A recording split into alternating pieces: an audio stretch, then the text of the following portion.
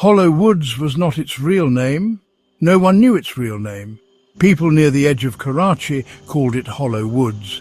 The trees there were very tall, old and dark, their branches twisted like bony fingers, blocking out the sun. Even on a bright day, it was dim inside. A grey light filtered through the leaves, making everything look strange and sad. The air in Hollow Woods was always cold, feeling damp even when it hadn't rained for many days.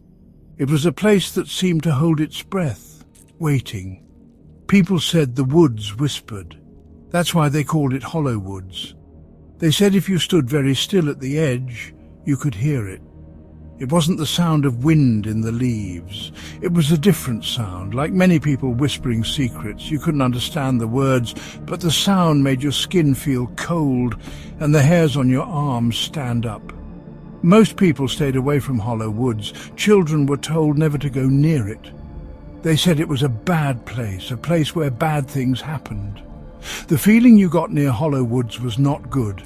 It felt like something was watching you from deep inside the trees, something old and not friendly. Your heart would beat a little faster and you would want to turn around and run. Even the birds didn't sing much near these woods. The usual sounds of the busy city seemed to stop right at its border. It was a silent, watchful place, a place that didn't welcome anyone. It just waited patiently. There were stories about Hollow Woods, old stories. Some said people went into the woods and never came out, they just vanished. Others said that sometimes people did come out, but they were not the same. They were quiet and their eyes looked empty. They wouldn't talk about what they saw. They would just sit and stare. The woods kept its secrets, and people were afraid of those secrets. They preferred the known dangers of the city to the unknown quiet of the woods. Ali was a young boy, 10 years old, living in a small house not far from Hollow Woods.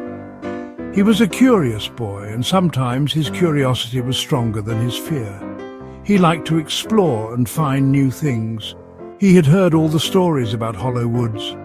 His mother told him to stay away, and his friends never went near it. But Ali sometimes looked at the dark line of trees, wondering what was inside. He wondered if the stories were true or just tales to scare children. One afternoon, Ali got a new red ball. It was bright and shiny, and he loved it. He was playing with it in the dusty patch of ground near his home. He threw it high in the air, and it bounced, rolling towards Hollow Woods. Ali ran after it, but the ball was fast. It rolled right into the shadows of the first few trees. Ali stopped at the edge. He could see his red ball just a little way inside. He remembered his mother's words, but it was his new ball. Ali took a deep breath, telling himself he would be quick, just in and out. He would not go deep. The woods looked darker from up close. The air was colder here. He could not hear the sounds of the street anymore, only a strange quiet. He stepped over a fallen branch, his feet making a soft sound on the dead leaves. He kept his eyes on the red ball. It seemed further away now than he first thought. He took a few more steps into the dim light. The light changed quickly. It was much darker here. The trees seemed to crowd around him. He could not see the sky very well, just small patches of grey between the thick leaves. He felt a little shiver go down his back, telling himself not to be silly. It was just a few trees. He was a brave boy. He reached the spot where he had seen his ball, but the ball was not there. He looked around. It must have rolled further. He had to find it. Ali walked a little deeper into the woods. "Ball?" he called out softly. His voice sounded small. The woods seemed to swallow the sound. Then he heard a noise. Snap! It was a twig breaking. It sounded close. Ali froze. "Hello?" he called, a little louder this time. "Is anyone there?" He hoped it was another child, maybe someone from the neighborhood, but there was no answer. Only silence. A heavy, watchful silence that pressed in on him. He listened hard, starting to feel like he was not alone. The shadows between the trees seemed to move, When he looked directly at them, they were still. But out of the corner of his eye, they danced. The tall, thin trees looked like people, standing very still, watching him. He felt a coldness that was not just the air, a feeling deep inside him. He wanted his ball, but he also wanted to go home. He wanted to be back in the bright sun, away from these dark trees. Then he heard it, a whisper. It was very soft, like wind through dry grass. But there was no wind. The air was still. The whisper seemed to come from all around him. He could not tell what it was saying. It was just a sound, a hissing, sighing sound. Ali's heart began to beat very fast. This was not like the stories, this was real. He was scared now, really scared. He wanted to run, but his feet felt heavy, stuck to the ground. He took a few more careful steps, looking around wildly. And then he saw it, his red ball.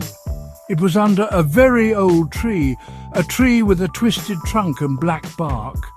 The ball was not just lying there, it looked like someone had put it there carefully, right at the base of the gnarled roots. It was like a trap or an invitation. He did not know which. He just knew he had to get his ball and leave, now. Ali reached out a trembling hand and grabbed his red ball. It felt cold in his hand and he clutched it tightly. He was ready to run as fast as he could. He would not stop until he was out of these terrible woods. But then he heard the whisper again. This time it was clearer, right behind him. "Stay," it hissed. "Stay with us, Ali." He knew that voice. It was not human. It was cold and dry. It was the voice of the woods. He spun around to run and bumped into something tall and dark. It was not a tree. It was too straight, too still. He looked up. He could not see a face, just a darker shadow in the dim light. It did not move. It did not make a sound. But he felt its coldness. He felt its eyes on him, even though he could not see them. Terror, cold and sharp, shot through him. He had to get away. He had to escape. Ali screamed, a small, choked sound. He ducked under the shadow's unseen arm and ran. He ran harder than he had ever run before. Branches scratched his face and arms. Roots tried to trip him. He did not look back. He did not dare. He just ran towards the faint light he could see ahead, the light of the outside world. He ran until the trees thinned, until he burst out of the woods and into the dusty sunlight. He did not stop running until he reached his own street, his own house. He pushed open his front door. His mother was in the kitchen. She turned and smiled. "Ali, where have you been? You were gone so long." Ali was panting. He could not speak. He just held up his red ball. "Playing," he managed to say. His mother's smile widened, but her eyes looked strange. Then she spoke again. Her voice was different. It was soft and dry, like whispering leaves. "That's good, dear," she said. "Did you bring your new friend home with you?" Ali looked at his reflection in the dark window. Behind his own scared face, a tall, shadowy figure smiled back.